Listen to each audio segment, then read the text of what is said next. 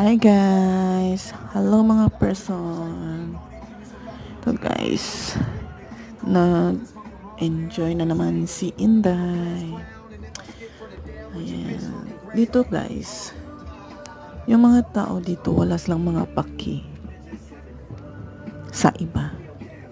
Yung sa kanila, enjoy lang. Mag-enjoy ka lang. Huwag mong pakialaman yung buhay ng ibang tao. Yan guys. So, wala ditong mga marites na pag chismisan kapag nakita kang ganito, ganyan.